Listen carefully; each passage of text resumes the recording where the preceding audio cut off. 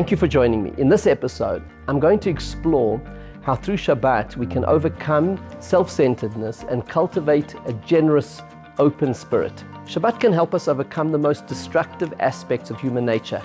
Pirkei Avot lists them as jealousy, the desire for physical pleasure, and the pursuit of honor, and tells us that they drive a person from the world. The common denominator here is self-centeredness. Jealousy means begrudging that which others have. Desire often manifests in the relentless pursuit of self-gratification, and pursuing honor results in valuing others only in terms of the recognition and attention they give us.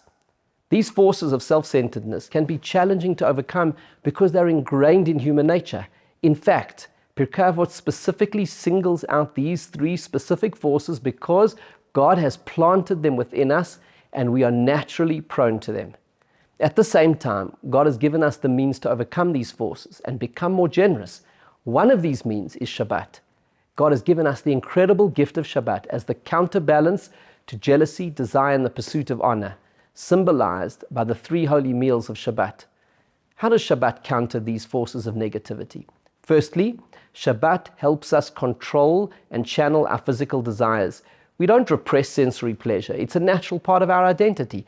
Hence, on Shabbat, we harness our desire in healthy and positive ways. In fact, we sanctify it, connecting it to a higher purpose. Shabbat also helps us overcome jealousy. It does this by ingraining in us trust in God, symbolized by the two challahs on the Shabbat table for each meal, reminding us of how He looked after our ancestors in the desert. Trusting God entails a belief in a world of abundance and that everything is the way it should be by divine plan, even if we don't understand it. And that what we have is what we need, and that what others have is what they need. By making peace with our lives and what we have in this way, we can overcome the forces of jealousy. Shabbat also helps us contain our need for honor and recognition. Shabbat helps us cultivate humility by helping us recognize God's greatness. Being humble is recognizing that we are not superior to others. We are all equal, created in God's image, and therefore honor and recognition are illusory.